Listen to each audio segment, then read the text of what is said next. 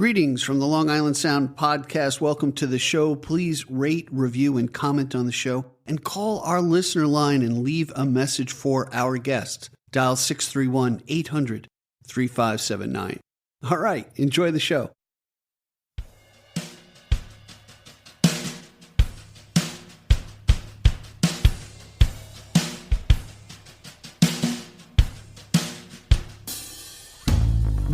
Welcome to the Long Island Sound podcast, where we explore the muse and music from the North Shore to the South Shore, from New York City to the Hamptons, on the island of Long here in New York.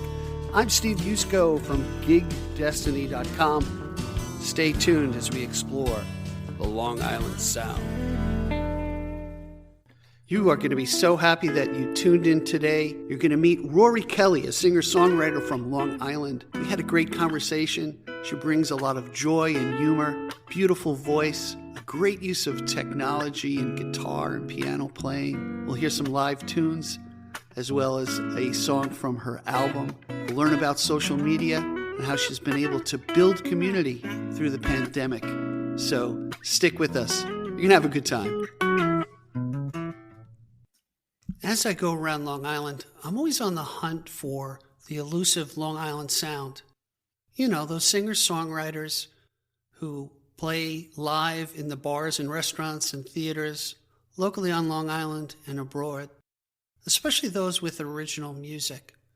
So when I asked my friend Mike Nugent to suggest somebody, Mike told me to reach out to Rorie Kelly. Mike had a smile on his face and a gleam in his eyes when he said, "You know, Steve, she's the real deal." And hearing that from Mike, who has his own production studio and works with many a musician, that was really saying something to me and piqued my curiosity. What I found was this vocalist, this young lady who is joyful as I look forward to discover more and more of her music. And what a joy it is to have her on our program today. So I want to say, welcome to the program, Rorie Kelly. Thank you. Thank you so much for having me on. I'm so glad to be here. And I think I might have told you before, I will bring the hordes of the females for you. There's so many great female musicians on Long Island. So Man, if I was you have open Pandora. If I was a younger man. But and Pandora was a female, I think. Yes.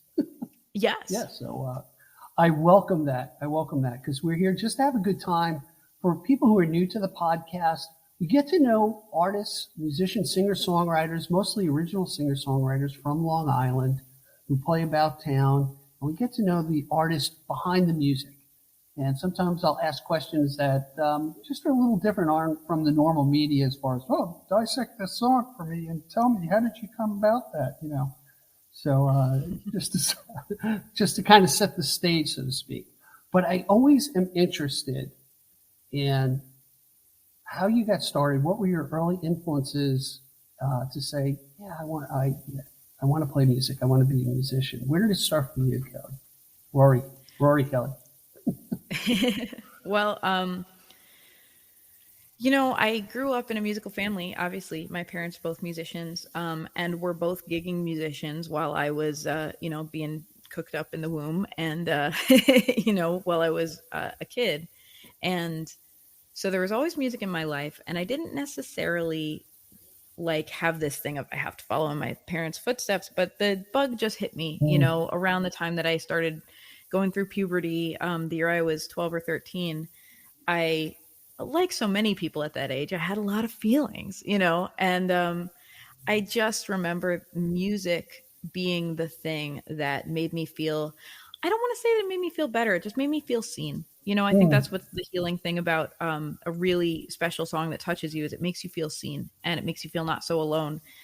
And I was listening to something way too late at night. I think it was Sean Colvin's Sonny Came Home. And it just put me in, that special headspace you get in when you're listening to something and it just takes you another place. And I was like, this is what I have to do. This is what I want to do with my life. This is it. Wow. And you continued, which is great, Yeah, it's funny. Like, how many of those moments do we get? I'm sure we think those kind of things often, but I have never looked back. I have never ever felt a need to question that. I've been like, yep, this is it. That, This is the calling. Here it is. that's real. That's to recognize that, and obviously you've got some tremendous talent, which our audience will hear. But what I also, what I picked up with what you just said was in the way of receiving and giving communication. Many times, I've written poetry and small things and muses, and there are things that come out of my heart that I might not be able to say directly to my lovely, my spouse or somebody close, but I can hide it. I can hide it in a muse or a song, and feel like, okay, all right, I got it out. I put it out there, even if it's in my notebook. I was able to express it and look back at it many times. But what I find interesting for artists like you who are singers songwriters and you get to publish your music and get it out on the airwaves, how it affects so many other people in so many different ways. And I'm sure you can tell us some stories about people who said, hey, your music kind of struck me this way or that way. Yeah, and it's a real privilege. It's, as you said, it's very personal, and I do put real personal things into my songs, which gets very awkward because I record with my dad. But I think the biggest compliment someone can give a musician is saying, like, that song like hit me, that song is my life, that song is my story. Because then you're doing your job of just sharing, connecting without even knowing the person, you're connecting to them. Right. Person will say, hey, that's kind of like your song is my soundtrack. Yeah, and that's right. Yeah, that's a huge compliment. I'm really curious about, like, my parents weren't musical. My late mom, I make fun of her. She sang in every key during church. So that was. As I looked at mom and wondering, is that going to be passed down to me? And they were all said, it's true. It has been passed down to me. But tell me about mom and dad. So they were both gigging, and mom's pregnant with you. So are they guitarists, or like they come from? Yeah. Okay. So yeah, they both play. They both play guitar. My dad considers himself a bass player. My dad's such a humble guy too, that he'll be like, yeah, I'm a bass player. And you think, like, he says it as though he's like some goofball, rehearsing in his parents' basement. And he's actually, ridiculous. Right. He also plays piano and guitar. My mom is a guitar player. And both of them, that's how they met. They met gigging. They met on breaks at gigs that were next door to each other. Oh, like, they both went outside and met each other on the street, during their gigs. And my mom did really what I do, which is like went out solo with an acoustic guitar and performed. Wow. And would do, gigs at bars and restaurants and that kind of thing. And my dad did that for a little while as well, in a duo he was a part of. And then my dad, of course, got really into recording and ended up opening up a studio. So that's kind of the path his musicianship took. But it's really, it's a blessing to have grown up with both of those influences, to not be afraid of the technical side, because I had a father who would not allow me to be, right. And to have such a force of a singer-songwriter and with really legit singing and guitar chops for a mother. It's a wonderful thing to have come out of. Yeah. So you're in this fertile ground. Okay. At 12, I think you said, kind of hit you. This is what I want to do. Obviously, you probably were singing since you came out of the womb. Yeah. And when did you pick up an instrument? What was it? Did your parents teach you? Did they send you to somebody else? How did that work for you? It was that year. It was right when I kind of had that moment of like, I have to do this. And I right away was like, well, I better learn how to play an instrument, because I don't want to be just a singer. I don't know why I was making that value call at 12 years old, but I was like, I want to be, a real musician. And I didn't want my parents to teach me. They were both really good. In fact, I had failed guitar and piano lessons with my mom and my dad, respectively, that just we never followed up on. Guilty on the piano over here.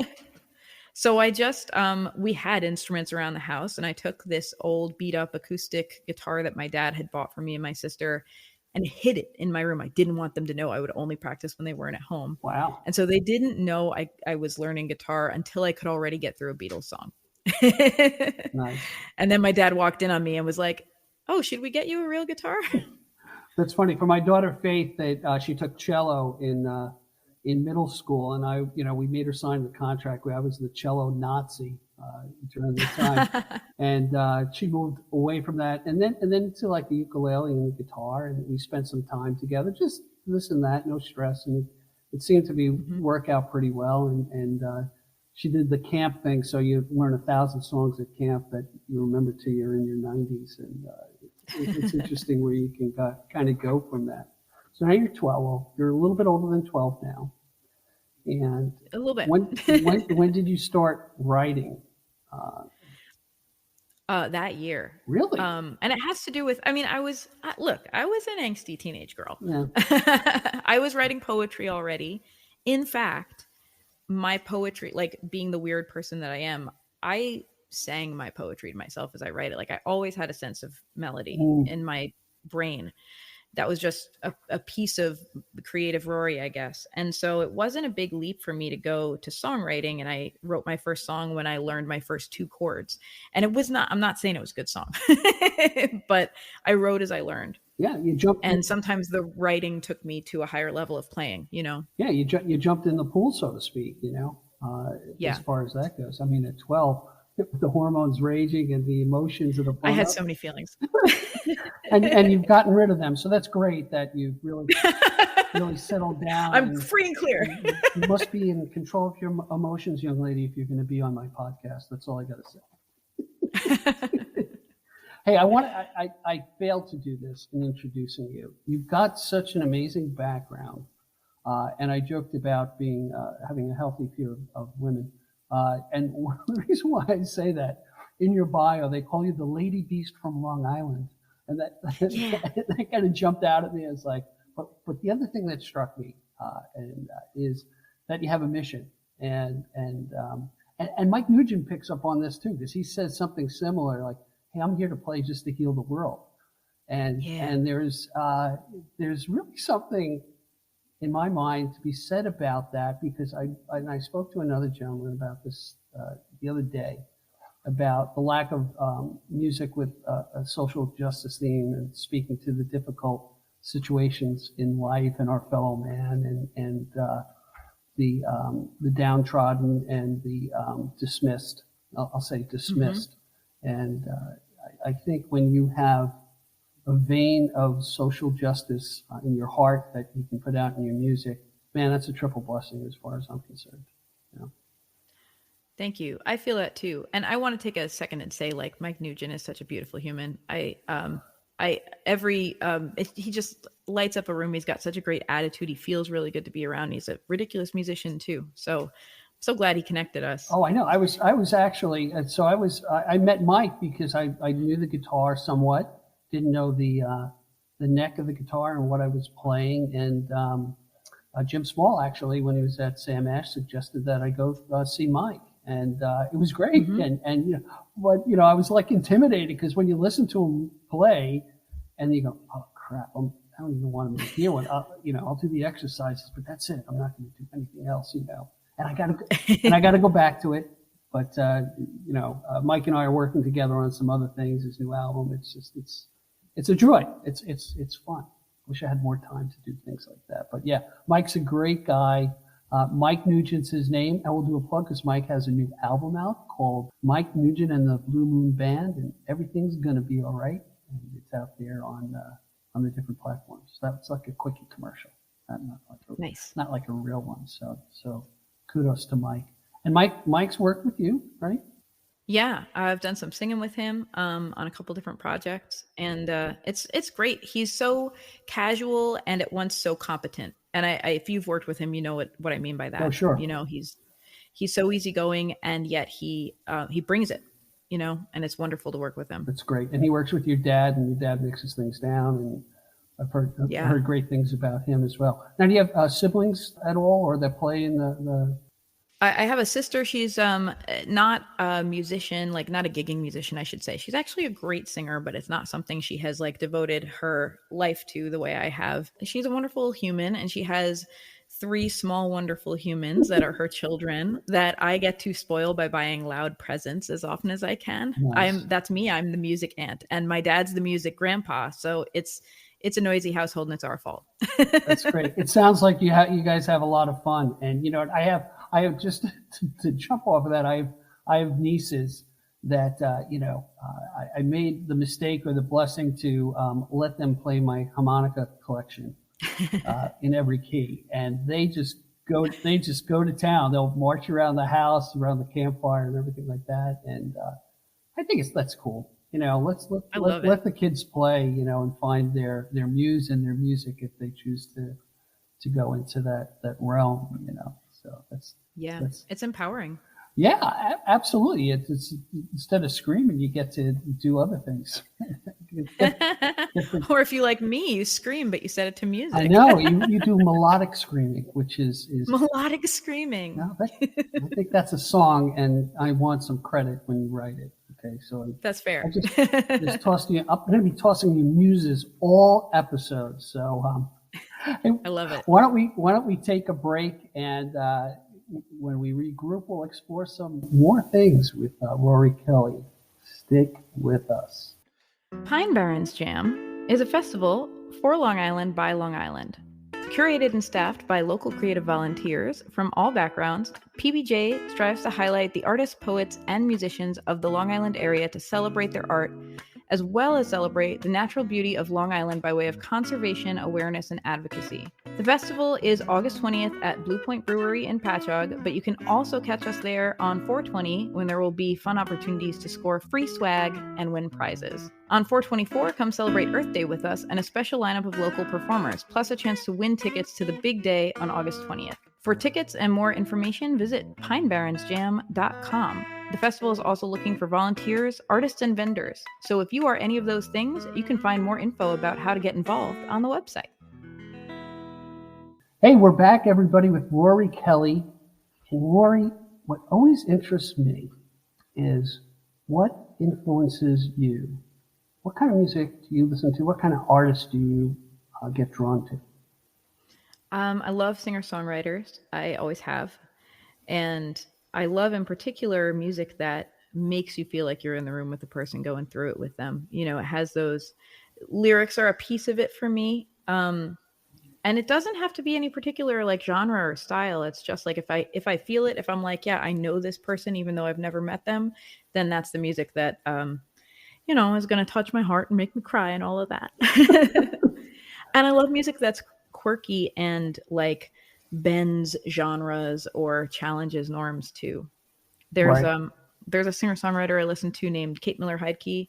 She is an Australian like pop singer, and she's also an opera singer, like super legit opera singer, like performs at the Sydney Opera House, has performed at Lincoln Center here in the States. And I've gotten to see her live because she'll book a little show at Rockwood when she does that. And she's so good. She brings her opera chops as well as this like great sense of humor and pop sensibility and willingness to be super weird to her songwriting. And it just like fills all the boxes for me. It's like really moving, really smart, and at the same time like really willing to be out of the box, like willing to not be in the norms of any particular genre. Right. I think, and you kind of embodied that from what little I know about you. You have this sensibility of, you talk about being quirky and this and that, but really you make yourself vulnerable by just being yourself, being, as I'm aging, I look to certain people, and this is a left field thing. I look at Bill Murray, right? Mm-hmm. The actor, comedian, who seems to me to be very present in everything that he does, a purposeful presence. And that's where, as you get to know yourself and not worry about criticism or how people will react, that you can be just honest. And I think that's so attractive to people, not only to me in conversation and to wanting to spend time with this, but also how you can take that into your music and your art and have that authenticity that says, wow, this is something different. It's not a particular genre per se. It kind of can flow back and forth. And I did notice this because it's my favorite radio station since I discovered it about 6 years ago is WFUV. Mm-hmm. I can't, maybe I'm a cranky old bastard, but I can't listen to it like pop radio anymore. And I don't like segmented radio, and that's what I liked about FUV. But you happen to be was it 2017? You were the staff's top 10, one of the top 10 Yeah, that was artists. really cool. Yeah, Am I John right? Platt picked me as a staff pick that year with If You Teach a Bird to Sing, which was like, it's been a song that's brought a lot of good to me. So that was like such a blessing. It's nice to get that recognition. And it's a great station. For those who don't know it, it's WFUV, the Fordham radio station in New York.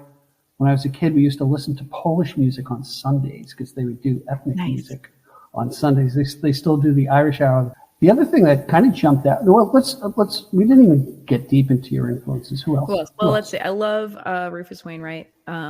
Absolutely love his songwriting, and again, like willingness to kind of cheerfully traverse the genre boundaries. I grew up on Alanis, so I grew up right at that time where we had like the Lilith Fair and all the, strong women of song like coming out in the late 90s. That was the year I learned guitar.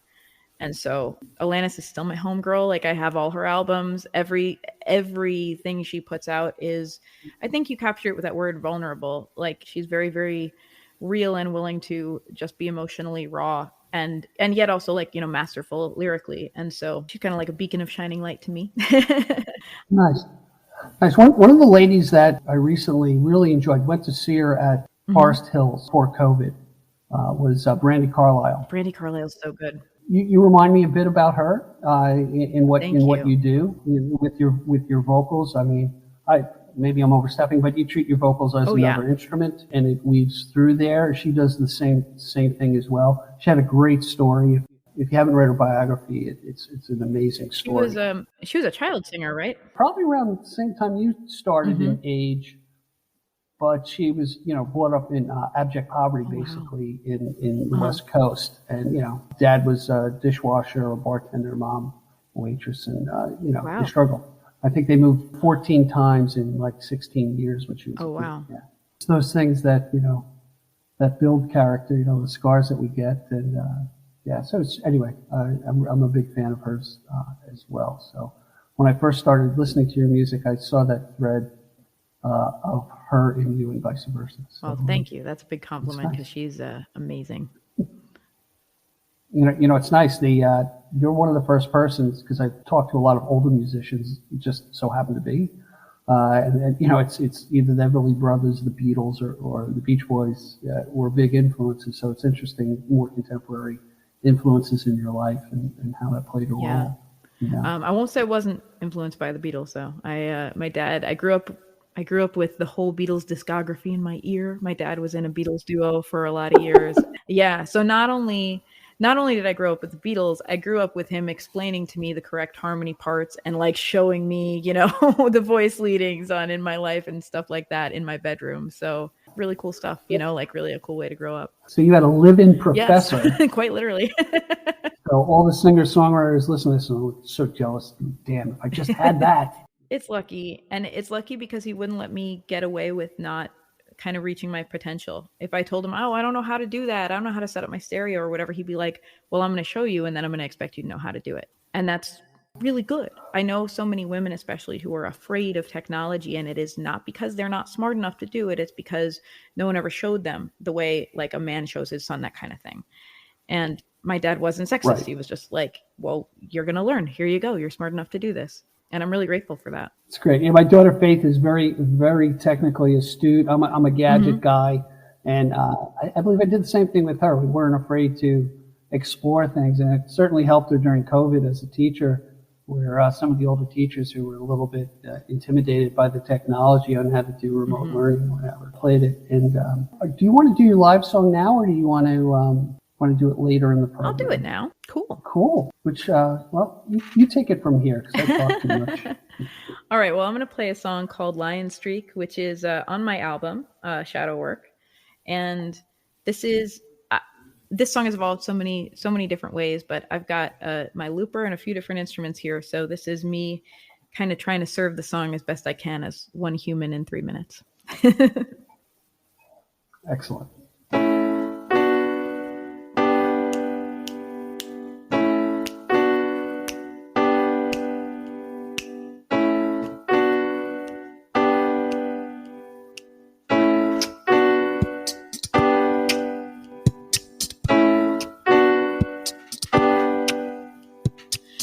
to tell you who I am, but it just ends up getting twisted.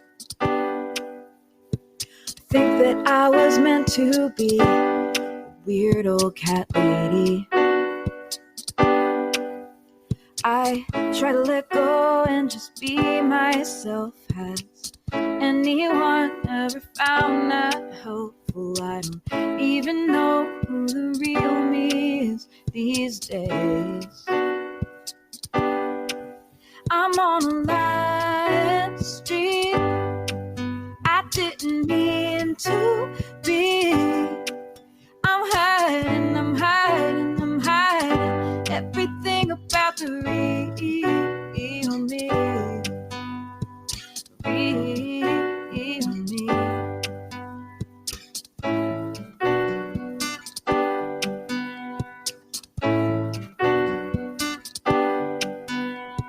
I try to tell you who I am, but it just ends up getting twisted.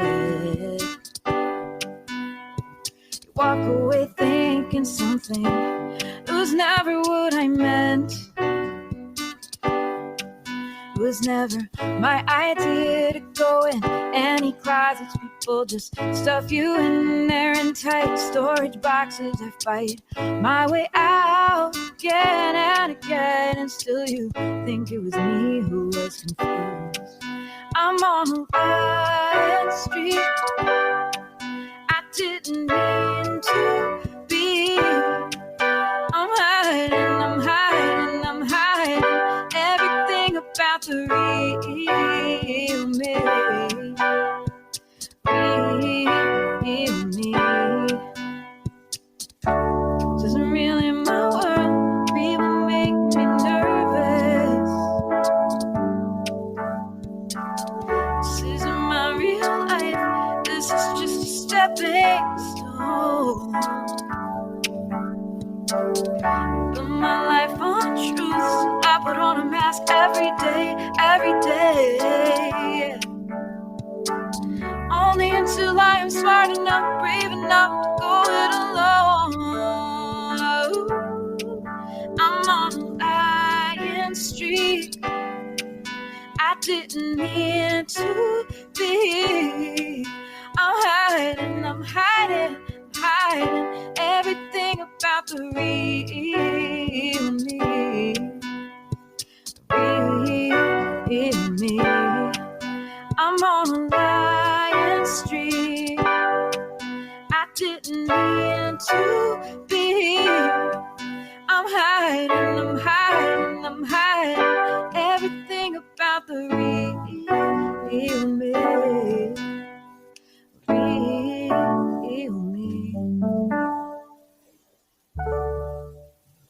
Absolutely beautiful. Thank you so much for that. And I'm sitting here watching through a webcam this young lady do all these different parts live. Nothing's recorded, and you just make it look so natural. I'm like envious. I'm like, I can't even get my looper to work right. I think it's broken because it's all timing, you know? It's absolutely timing. You will get so good with time if you work with a looper. My wife works with the looper, and that's me. I'm a little loopy. Oh, wow. Oh, I got to hear your wife. That's awesome. I love Debbie. She's great. She's the spouse, and she'll agree to this, that I had a good friend tell me, goes, a spouse is the person who tells you what you need to hear, not always what you want to hear. I may not like it at the moment, but she knows me sometimes better than myself. So she knows what's behind the mask. Yep. If we go back to your song. And it's funny, as I'm listening to you and I'm thinking about, it's not the real me. And yeah, you kind of self-analyze sometimes when you hear a song. And yeah, that's me. Or I hide behind comedy and laughs when, there's a little pain inside. Yeah. And that's how I cope. Because if it was the real me, I'd be bawling my eyes out. I know what you mean. I mean, that's right. That's it, yeah. Right? Like, I'm up here entertaining because it's better than crying. Yeah, and you know what, that loop, I'm going to use, no pun intended, that loops back to that appreciation I think we all have about the person who's authentic. Mm-hmm. And you say, wow, I they're revealing themselves to me in the moment. in whatever way, and that's a blessing. It really is, because it doesn't always happen. And it gives us permission, I think. It's like, oh, like they're feeling this, maybe I'm allowed to feel it too. Right, exactly. Yeah, I was talking to this guy Tom, and he kept on saying, "No judgments, no judgments," and he was half joking, but he gave me permission to be authentic by saying no judgments. In that phrase. There's another. That's another one I'm throwing your way. That's another muse. All right. So my gift Thank to you. I'm honored. So I can say I knew Rorie when she stole when she stole my ideas. Hey, the other thing I picked out of your bio, which kind of blows my mind, is that you played at the White House. Oh, it was such a cool thing. Tell me about that. I mean, yeah, it was. I'll tell you, it wasn't because I'm big and famous. It's because I'm bisexual, which a little bit is what that song is about. It's about being an invisible minority and what that's like growing up. The bisexual community is incredibly close knit and incredibly. They show up for each other. We help each other. We are a minority in a minority, kind of, you know what I mean? And sure, I know exactly what you mean. So the Obama administration was the first ever administration to actually give us a day to talk about specifically the concerns and experiences of bisexual people in the United States of America. And I should say like bi plus, bisexual, pansexual, kind of everyone under the umbrella. And that was groundbreaking of them to do. And the other groundbreaking thing was that they gave us permission to include artists. So there were poets and musicians that were included in that, along with people sharing really important statistics. Like, for example, bisexual people are more likely to experience domestic violence than either straight or gay people. Although, unfortunately, I think transgender people have the dubious winning thing on that, where they experience a great deal of domestic violence. And it's important to know those statistics so that we can respond to them. And then they also allowed us to have this artistic component, and I got to be a part of that. And it was just such a blessing, to be able to be there and really feel like, wow, like for real, my community is getting its voice heard in the biggest possible way in America. Yeah, and I think, the whole LGBTQ movement, and I'm an older guy, and I've seen some of the bigoted ways I had as a youth about that, and how many things are tied in institutionally that give people permission to lash out, sinful people, and it's just these horrors that I've seen, and I think the tide is turning. I think so too.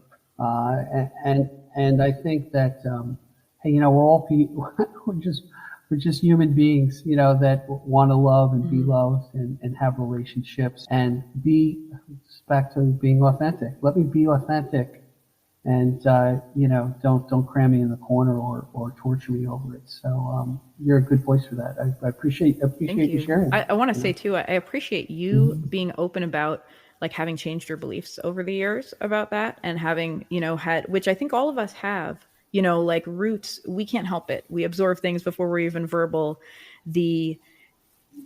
What's the word, like, the beliefs of the society that we're in. And then we have the opportunity to learn and grow. Like when we know better, we can do better. But I think it's really healthy for us to be able to be like, hey, I'm flawed. I probably have said some crappy racist things in my life, and I'm ready to learn and do better, and I probably have said some, crappy ableist things in my life. I'm ready to learn and do better. And I think that's a lot healthier than feeling this pressure to be perfect all the time. I don't think that's realistic. Right. The goal should be learning. And that's where, exposure to different lifestyles, that's where music kind of expands that out, for people who might say, well, I don't know anybody. Well, you do. You do. Brandy Carlisle, you Rufus do, but you Wainwright. don't. Yeah. What? Rufus? I know, who would guess, right? Wow. I just learned something. But that's where, going back to your mission statement of music healing things, that plays a deep role, because guess what? I don't know, at least with me, maybe people are wired that way. The tune kind of sticks with you. And when you're hit with an emotion, you have that one song I think you're going to do a little bit later. It's a very empowering song. And, having a daughter myself, she is both Debbie and my inspiration, just from her spirituality, her prayer life, just the way she approaches life is really inspirational. She's just great, and she said, she goes, Dad, I want to interview you on the podcast and turn the table. So I know, yeah. So, see, I'm getting scared now. See, 'cause, It's the authenticity. It's scary. It's scary to be seen. hey, what I'm really interested in is your approach to one. By the way, I love your website. The website is Rorie Kelly, KELLY.com. Everyone's got to check it out because you know what freaked me out about your website? Oh, tell me. That damn guitar in the water. Oh, I know. Doesn't it just tweak you? Tell me it's Photoshop. Tell me. It's not Photoshop. What it is actually is a guitar that had already had its heyday and was broken and was not going to be a guitar again. And so it was a friend donated it because the photographer had the concept. Brian Downey, who's an amazing photographer, called me up and was like, "Your guitar's only going to get a little wet." And I'm like, no. So at the last moment, we had a friend come through and say, "I have this guitar that I was literally going to turn into a planter. So why don't you do the shoot with that?" And we did. And then I think she did turn it into a planter. So, it lives on. Yeah, but it's funny. It's just the visual just kind of, oh, no. I know, right? It just makes you like clutch at your chest like, oh God. The website's really cool. You got some merch on there. I like that. I see you're on Twitter. I just started following you. Excellent. So, we're going to advertise this episode like mad people. Okay. Yeah. And if you see me on social media, like I will share it all the places because that's how I am. I can't help it. I'm an internet nerd. I have it on recording. So that is a legal contract, everyone right there. She will promote this. But what I was fascinated about, so I only got into Twitter a little while ago. It was pretty cool. Found some tips and tricks on how to do that. Met some very interesting people who helped get another story about my life out, and without Twitter, it wouldn't have gotten out there and got published and what have you. But tell me about Twitch, right? Twitch? Yeah. I'm just tell me about it because it's not yet. Well, I know you're moving around a lot and people can't see that because it's audio, but tell me about Twitch and what you do on that and how that came about.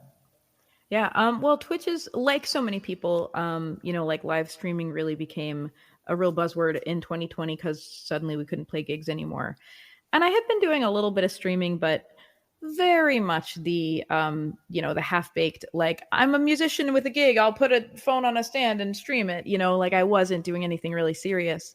But then all we could do was stream. And I was like, well, I'm an internet nerd. Let's do this. And I fell in love with it. Like I have to say, a lot of people kind of did it while they had to and then went back to gigs. And I was like, oh no, I'm going to keep streaming and I'm going to make it a big part of my life. And I found that Twitch is just a really wonderful place for it because unlike, so many other Facebook and all of that, it is just about streaming. It is a site that is about nothing other than streaming. So it's the least glitchy that I have found. And it also really treats the streamers well. So I'm a Twitch affiliate, which means that I actually get a part of like the, Twitch advertising dollars or whatever when someone goes and sees an advertisement on the site. Certainly I'm not like, counting my millions of dollars or anything like that, but I feel that their model like kind of does it as fair as it can be. And gotcha. So in contrast to doing like Facebook Live, which I did with Mike and Jim Small at a bar, it came out pretty good. Realized that I had to keep the phone landscape and not to turn it sideways because I can't tell you how many people I've seen, We all learned. not going to look at them sideways for any length of time. So Twitch started out for gamers, right? Originally? Yeah. And then there's a growing music scene on Twitch, and it's really cool, and it's got some features that are kind of built in to make that really communal and really allow yourself to build a community around what you're doing. And so I love that. So I did I brought a bunch of people over to Twitch. I was like, guys, you're going to love Twitch. I'm going to drag you kicking and screaming because some people are daunted by it. Well, the other thing I would assume, and you got to tell me about this because even, thank God we use Squadcast to do this episode, this podcast. And for those who don't know, Rorie and I are looking at each other to see our expressions and my excitement and my silly smiles and her twitching and all that. Just all But over the place. It's awkward. but you have to have either a great imagination because you have a virtual audience. Yeah. You do get the feedback and the chats and you're smart because you react to that and that gives engagement back and forth. I find interesting, but you're in a different mode, I guess, as opposed to clamoring cocktail glasses and what have you. Yeah, I actually find it to be more of a deep connection. I think a lot of people feel disconnected on the internet, and I understand, like, you don't have the physicality of people around you, but if I'm playing at a bar, it's just as you say, I'm competing, If I'm at a coffee shop, as soon as someone orders an espresso, my volume is I have not a gonna be the coffee for top thing. Bob. I have a coffee for Bob. Is Yeah, there a Bob right. here? And then the steamed milk starts going and it's all over. But if I'm online, first of all, everyone can talk and engage with me without interrupting the broadcast. Then they're not hecklers, then they're like part of the community. And I get to have this engagement with them in a way that does not interrupt the flow of the music and ruin it for anybody. And it really is special. We get to share like some real vulnerability, especially during 2020. Like, so many people were losing people, so many people were going through difficult times. And I really found that my community was like willing to come together around it, willing to be like, oh man, like, Fred, you're having a difficult time, someone in the hospital, like, let's everybody put some light around Fred. And everyone did. Nice. And it just is beautiful to see everybody kind of coming together and loving one another in this digital format. It's been really special and meaningful for me. Yeah, you just have to be open to that different type of connection. Hmm. I think there's a backlog as far as people wanting to go out and mingle with each other because of COVID. But this is a good point. How many stories have you heard of people dying of COVID and the nurse, my cousin did, brought the iPad over so you could talk to them. And Yeah. it's a blessing. It's not the best. You want to be there holding their hand, but it's better than nothing. Absolutely. And Yeah. I think that's really kind of key. So I'm really excited about what you're doing, and I'm excited because you'll help teach me how to do these things. Because Oh, absolutely. my wife always said I have a face for radio, so doing a video podcast. I think when I retire, I think I'll get to that because I'll have fun with it. I always have fun with people and get to know the person behind the art and music is it's just something I don't think you get in most places, and now you know what I'm doing now? I'm listening to really good interviewers, old interviewers. I was not a big Howard Stern fan when I was a younger man, but what a great interviewer He is. He really takes the fan approach, I think, as well, and asks about how they go. Let's do this. I want to ask you, in writing songs, do you have a process when the muse comes to you? Do you have the luxury to stop and write it down, or what? How do you get your ingredients together to make this cake or the souffle or this casserole? Well, it's different every time, which I'm sure you've heard other songwriters say. But for me, I'm so busy, and I'm lucky and blessed to be busy. I'm lucky and blessed to be doing this full time. I'm always on the road. I'm always going somewhere. I'm always doing the next thing I have to do for, like, the business side. There's a lot behind the scenes, as I'm sure like in the music business, it has to happen. And I don't have a label or anyone doing that for me. And so most often I like inspiration hits and I am like literally behind the wheel, or I'm live at a gig and I'm like, oh, I hope I remember this later, and so it's a very segmented process right now, differently from when I was a teenager and I had free time and I would just like spend hours with my guitar every day. Now it's like I'll have an idea and I'll get the voice recorder going, and then at some point weeks later I'll be like, I got to get all these voice recordings off my phone, and I'll like have a session where I go through, and rediscover those ideas. And I would love for it to be more like, there certainly are days when I have woken up and sat down and written a song and that's felt wonderful. But often it's like I just don't have that time. I just don't have the time to sit down and spend 3 hours writing a song because I got to be somewhere. But the creativity comes out, and that's something I am more and more grateful for as time goes on. Yeah, I've heard that there are a lot of musicians and singer-songwriters that when they're on the road traveling, and I find that for me in the car is when things kind of hit me, when Yeah. I'm kind of isolated, Hmm. and how many albums are written, in a bus on the way to whatever. Do you book your own gigs, traveling, or Oh yeah. oh, you do? Wow, so you're working, you're really working. I do, yeah. I am I'm a one woman show in every way, and I certainly get like unlike the administrative stuff like listing shows and stuff like that, the stuff that doesn't require my brain to necessarily be a part of it.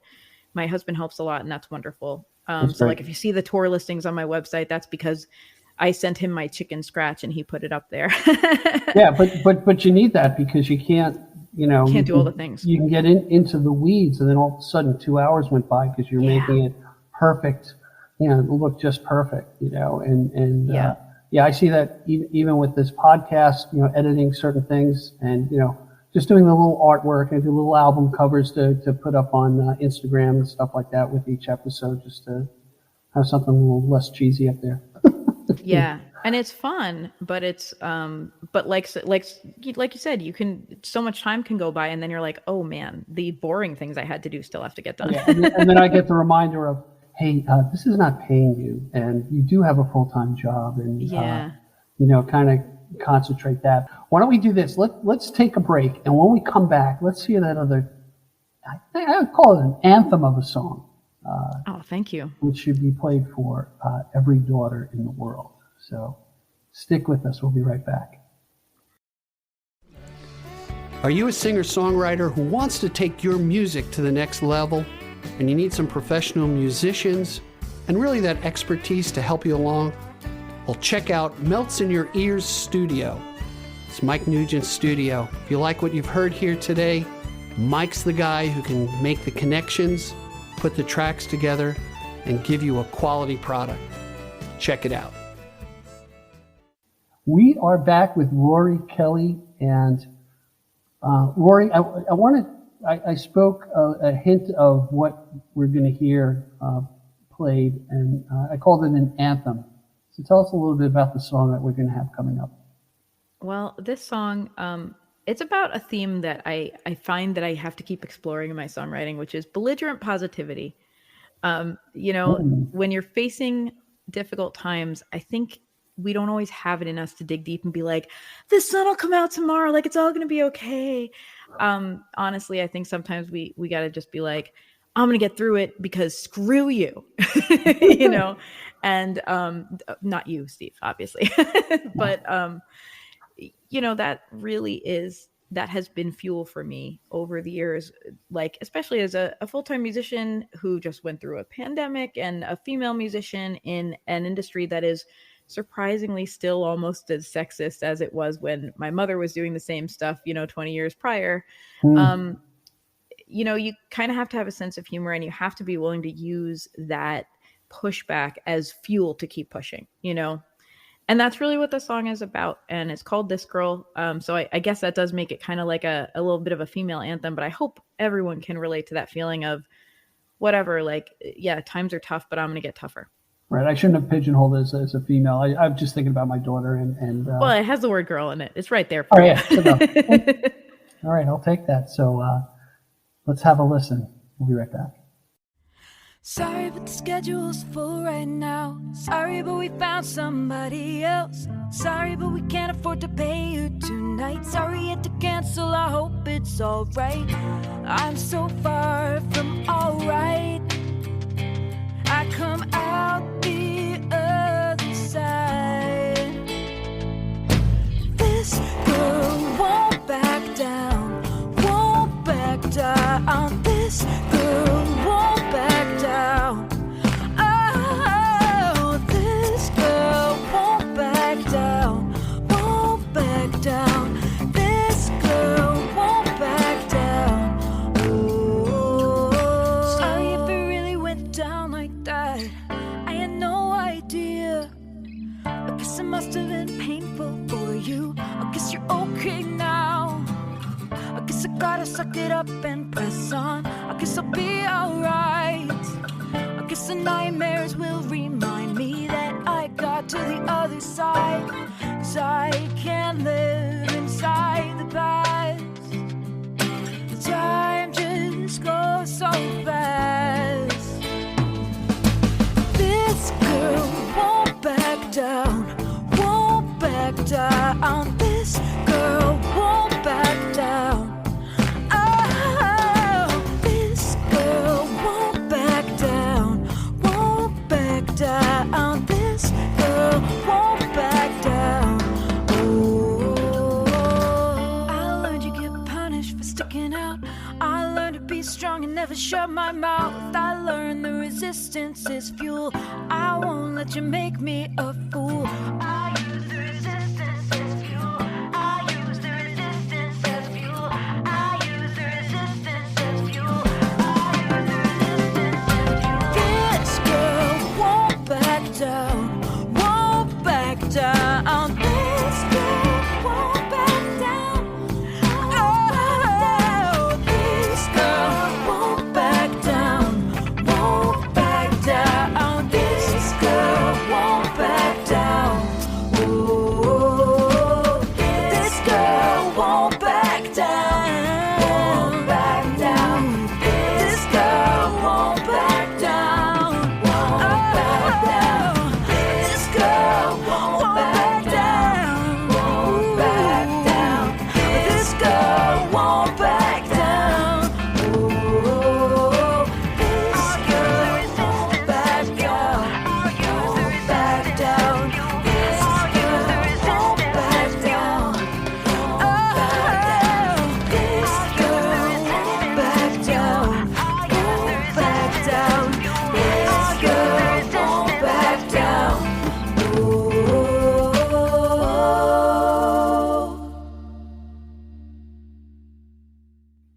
Let me tell you, one of the things about your song that gets my gumption up about the song, not about the song, but when I've had, and maybe this happens to you, when somebody tells me, Steve, you can't do that, or that's impossible, or, you're crazy, I'm like, screw you, I'm going to try it in most cases. And that seemed to come. That's what the inspiration I got from that song. Turn that into energy and power, and let that be your Powerade to go tackle things.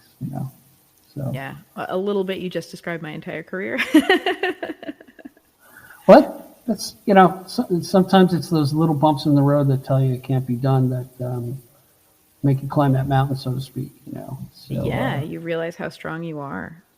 Yeah. So I've looked on your website. You got a lot of things going on. This is your last name's Kelly, so obviously there's some sort of Irish influence there somewhere. So A little bit. So tell us where you're playing. What do you got coming up next? What do you do every week? When is the Twitch thing on? And let our audience know. And I'm sure they can find it all on your site, RorieKelly.com. But tell them what you got coming up. Well, thank you for asking. Yeah, I got a few regular things going on that I'm really excited about. But I also have coming up, I'll be playing at the Michael Braceland Art Gallery in Patchogue on April 8th.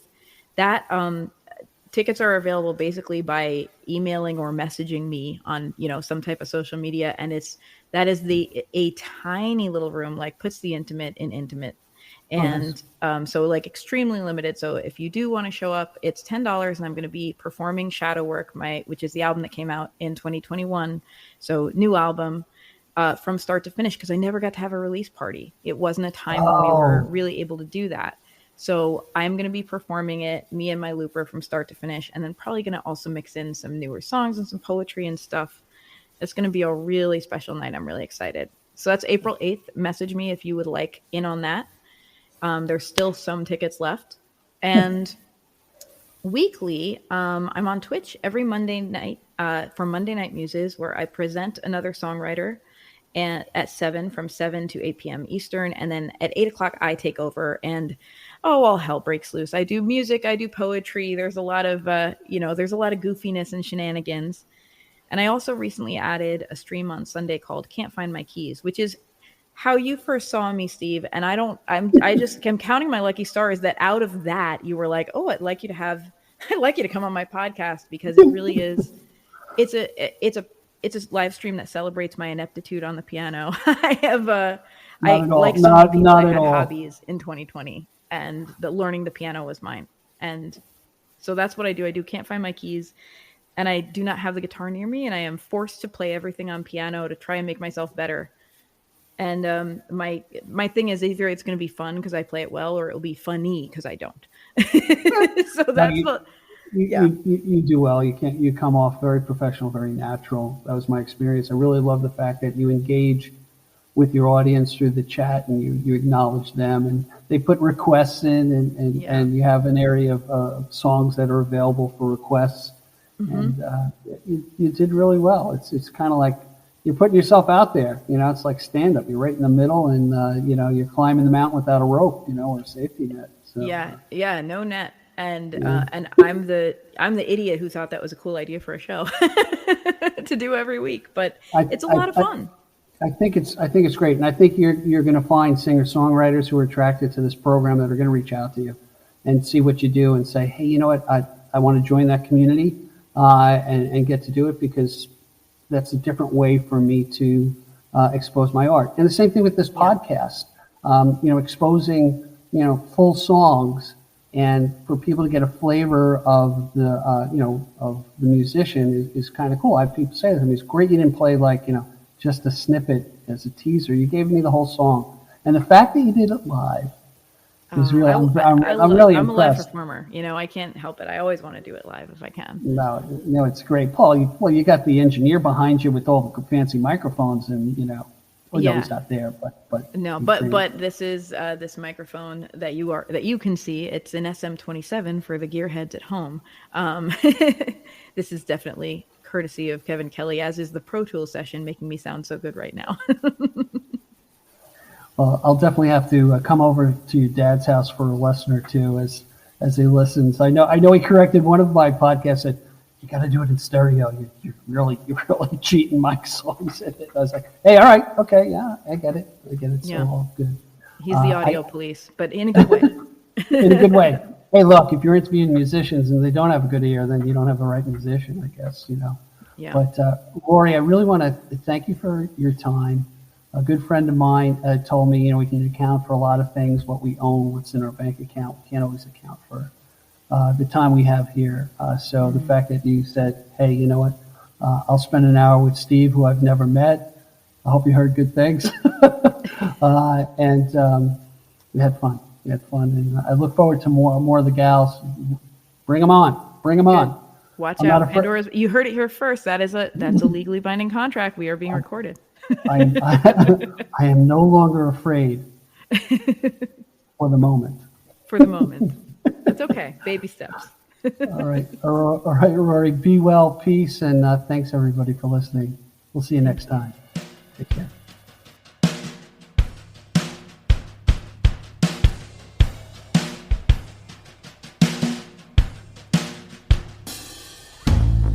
Thank you for joining us today.